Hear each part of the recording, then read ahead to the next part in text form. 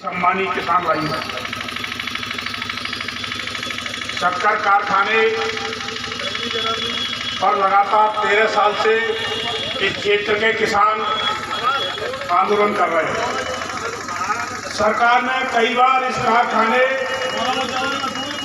की नीलामी के प्रयास किए, कई कबाड़े के नाम पर, कई मशीनरी के नाम पर, कई जमीन के नाम पर वो लगातार ये साजिश रचती चली आ रही है कि इस कारखाने को किस तरह बड़े नेताओं के जेब भरने का साधन बनाया जाए।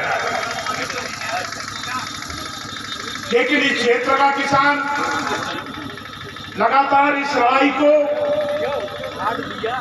अपनी पूरी ताकत से लड़ रहा है। पिछले वर्षों में इस कारखाने पर लगातार कई महीनों तक प्रतिदिन आंदोलन की कार्रवाइयां जारी रही हैं और हर बार सरकार को किसानों के आंदोलन के सामने घुटने टेकने के लिए मजबूर होना पड़ा है। आज एक बार फिर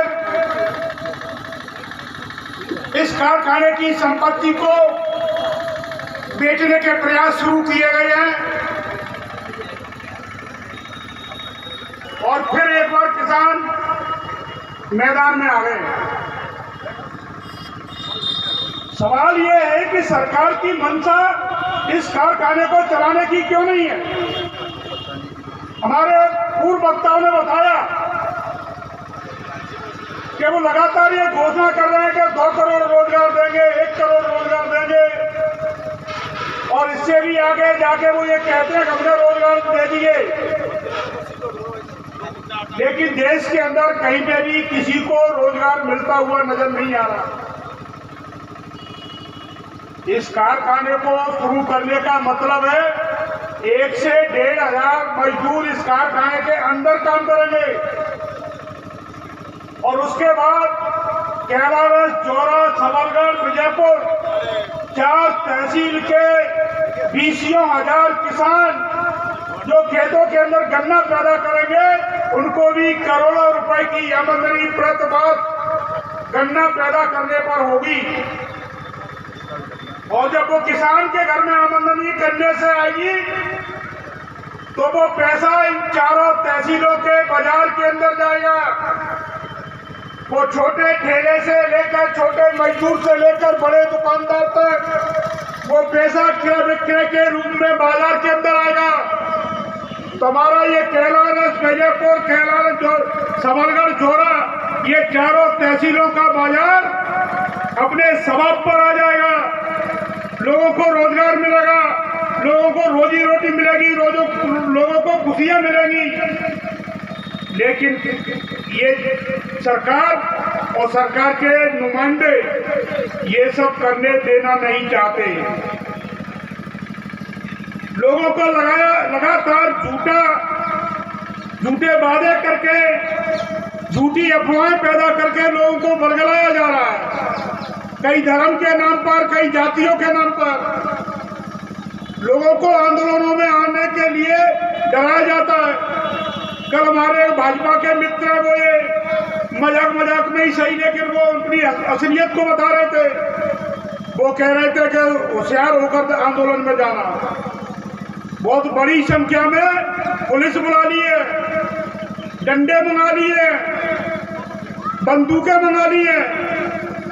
तो हमने भी उनको कहा कि ये तमाम लाठियां, ये बंदूक, ये हम बहुत लंबे समय से देखते चले आ रहे हैं और बड़ी बड़ी लड़ाइयां देखी हैं, बड़ी बड़ी जेलें देखी हैं। हमने अपने जीवन के काफी हिस्से को जेलों के अंदर बिताया है। इसलिए ये सब बातें करके हमें डराने की जरूरत नहीं है।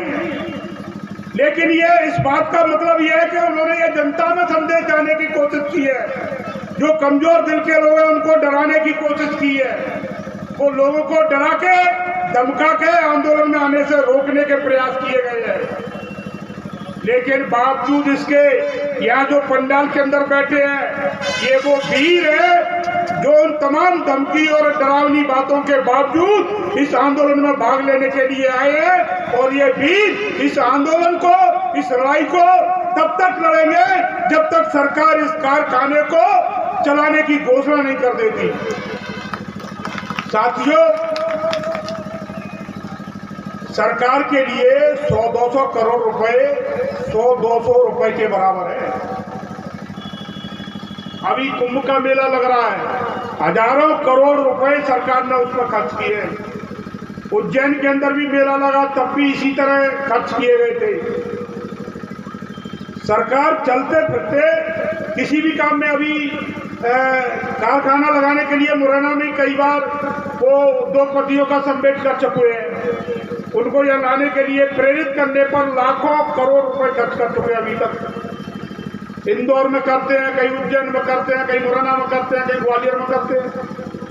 इन तमाम सम्मेलन पर हजारों लाखों करोड़ रुपए खर्च करने के बाद भी कहीं पर भी प्रदेश के अंदर कोई नया कारखाना नहीं लगा। और मुरैना जिले का तो हम आंखों से देख रहे हैं, 2-3 बार शिवराज जी के समय पर किए गए थे, लेकिन कहीं पर कोई नया उद्योग नहीं लगाया गया। और जितना पैसा आप उस पर खर्च कर रहे हो नए उद्योग लाने के लिए, भैया पहले इसी को चला दो। इसमें क्या कांटे लगे हैं कि इसको क्यों नहीं चलाना चाहते आप? इसके पीछे असली मंशा, जिस जगह पर आप धरना दे रहे हैं, ये हजारों करोड़ रुपए की जमीन है। उन नेताओं की निगाह इस जमीन पर है। ये बड़े बड़े नेता इस जमीन पर गिद्दगी सी निगाह गड़ाए बैठे हुए हैं। वो कैसे भी इस जमीन को हथिया लेना चाहते हैं ताकि उनकी तिजोरियों के अंदर हजारों करोड़ रुपए यहां से वसूल के भेजा जा सके। लेकिन हम ये इस आंदोलन के माध्यम से उनको ये चेतावनी भी दे देना चाहते हैं कि उनकी ये मंशा इस क्षेत्र में तो कम से कम पूरी नहीं होने देंगे, चाहे उसके लिए हमें कितना भी ताकत से आंदोलन को चलाना पड़े।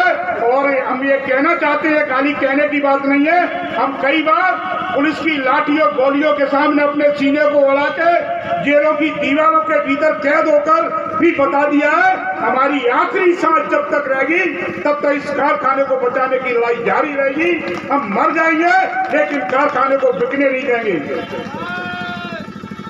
साथियों, और मेरा इस आंदोलन के माध्यम से उन लोगों से भी निवेदन है जो लोग अभी तक इस आंदोलन में भागीदारी करने के लिए नहीं आए हैं, कि आइए, निकलिए अपने घरों से और इस आंदोलन में शामिल होकर इस क्षेत्र को बचाने का काम करिए, इस क्षेत्र के लोगों के जीवन को बचाने का काम करिए,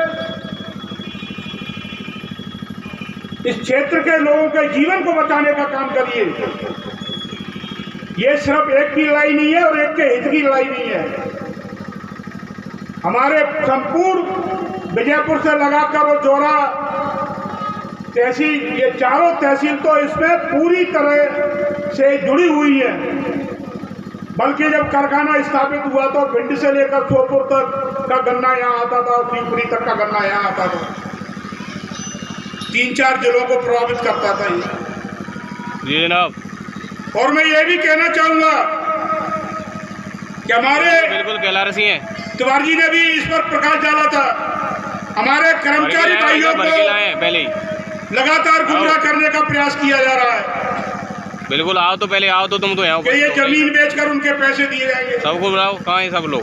एक भी नहीं ये है। जमीन नहीं बेच सकते, ये नौटंकी की जा रही है, ये नकली काम किया जा रहा है।